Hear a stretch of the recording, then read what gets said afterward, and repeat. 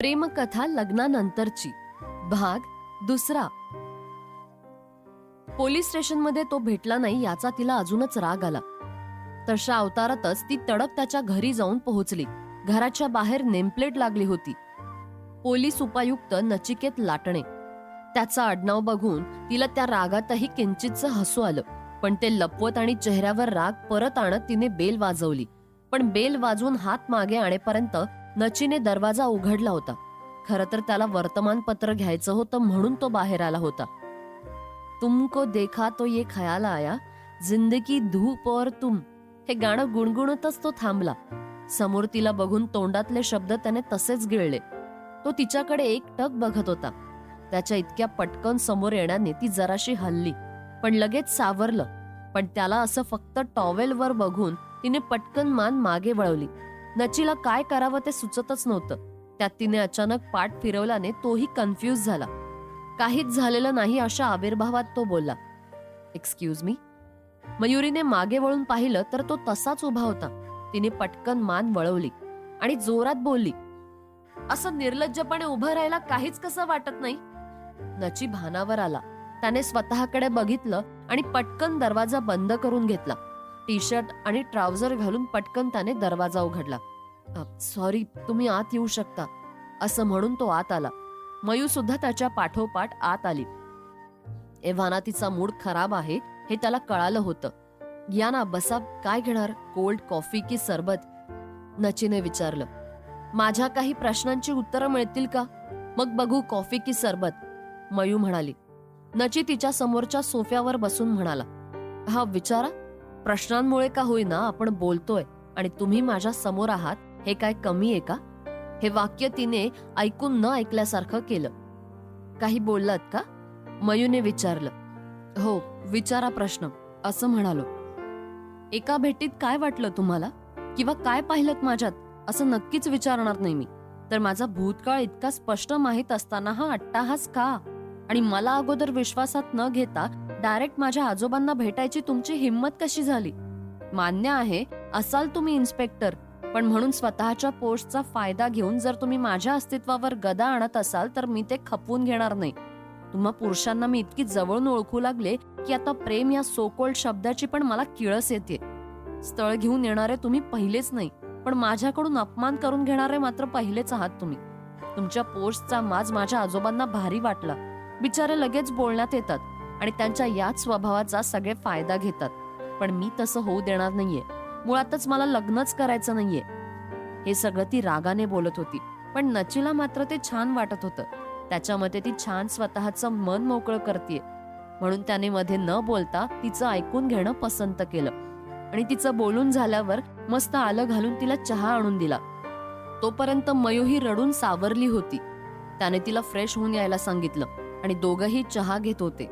दोघांमध्ये फक्त शांतता होती. शेवटी मयूनेच नचीला विचारलं, माझा निर्णय तुम्हाला कळलाच असेल, मयू म्हणाली. निर्णय कळला, पण त्याची कारणं अजिबात पटली नाहीयेत. याच्यापेक्षा वेगळी कारणं असली तर सांगा, मग मी विचार करू शकतो तुमच्यासोबत लग्न न करण्याचा. सिरियसली, तुम्हाला मी आणि माझं शरीर इतकं आवडलंय? मयूने विचारलं. नची हळूच हसत, या बोलण्याचा माझ्यावर काहीच परिणाम होणार नाहीये. तुमचं शरीर इतर मुलींसारखंच आहे. काय फरक आहे त्यात? फक्त रंगाचा फरक किंवा मग जाड पातळ हा फरक.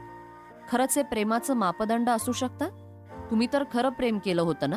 मग तेव्हा तुम्ही हेच सगळं पाहिलं होतं का? तुम्हाला सांगू, मी कधीच आयुष्यात प्रेम केलं नव्हतं, पण तुम्हाला पाहिलं किंवा त्या अगोदर तुमचा आवाजच ऐकला आणि मग बाकी तुम्हाला माहीतच आहे की काय झालं पुढे. आणि मला तर माहीतही नाही की तुमचं लग्न झालंय किंवा नाही. तोपर्यंत मी तुमच्या प्रेमात होतोच. जेव्हा कळलं यू आर मॅरिड, मग शांतच बसलो. नंतर काही गोष्टी कळत गेल्या, मग ठरवलं. त्याला मयूने मध्येच थांबवलं आणि पुढे बोलू लागली. मग ठरवलं डिवोर्स आहे, हाताला लागते का बघू, हो ना? नची परत हसला, जणू त्याला तिचं हे सगळं बोलणं अपेक्षितच होतं. तुम्ही असे का हसताय? मी माझा निर्णय बदलणार नाहीये, मयू म्हणाली.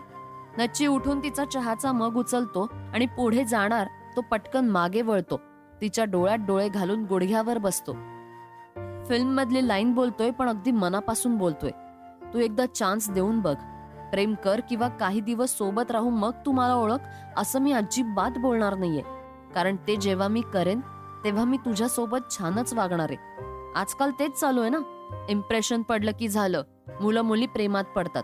मला तसं काहीही नकोय. मला तुमच्यासोबत डायरेक्ट लग्न करायचंय. तुम्ही कशा आहात आय रिअली डोंट नो. मला ते सगळं लग्नानंतरच जाणून घ्यायला आवडेल. तुम्हाला 4 महिने फिरवून सोडायचा हेतू नाहीये म्हणूनच डायरेक्ट लग्न. हा, आता माझ्याशिवाय तुम्हाला काहीही शंका असेल तर तुम्ही आदूला विचारू शकता, असं म्हणून तो उठला. उठताना तिच्या चेहऱ्यासमोर येऊन हळूच तिला म्हणाला, एकदा तरी अशा व्यक्तीला चान्स द्या जी व्यक्ती तुमच्यावर प्रेम करते. आणि तो निघून जातो. त्याला गेलेला बघितल्यावर ती पटकन तिथून निघते. ऑफिसमध्ये आल्यावर टेबलवर डोकं ठेवून ती विचार करत असते, इतकं काय झालं होतं आपल्याला? त्यांच्यापुढे आपण काहीच बोलू शकलो नाही. म्हणजे मी पण लग्नाला तयार आहे का? नाही, असं होऊच शकत नाही. 2 महिने तर झाले माझा डिवोर्स होऊन, आणि आता मी लगेच? अरे देवा, डोकं फुटेल माझा विचार करून करून. तेवढ्यात तिच्या पाठीवर हात पडल्याने ती पटकन उठते. पाठी वळून बघते तर आदिती असते. आदिती तिच्या खांद्यावर हात ठेवून सांगते, मयू, अगं नची खरंच खूप चांगला माणूस आहे. त्याला मी लहानपणापासून ओळखते. तुझ्या वतीने मी त्याच्याशी सगळं बोलून झालंय. ती मयूला त्याच्या घरी घडलेलं सगळं सांगते. पण मयूच्या निर्णयात जराही फरक पडलेला नसतो.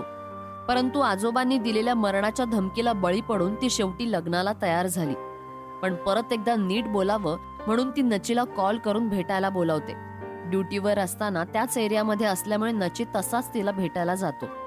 ती तिच्या स्कूटीला टेकून हाताची घडी घालून उभी असते.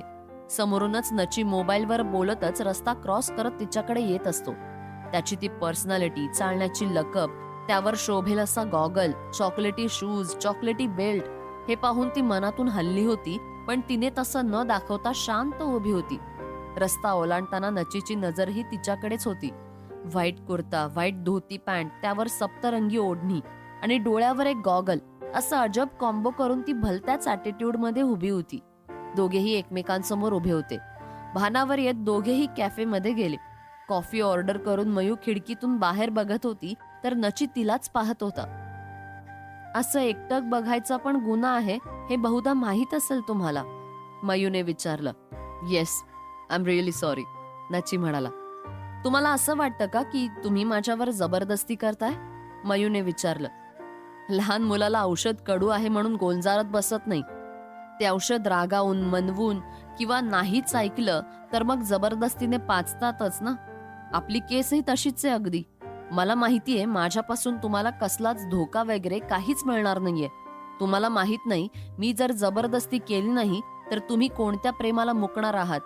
तसंही तुम्हाला माझं नाही पटलं तर तुम्ही मोकळ्या आहातच तुमचा निर्णय घ्यायला.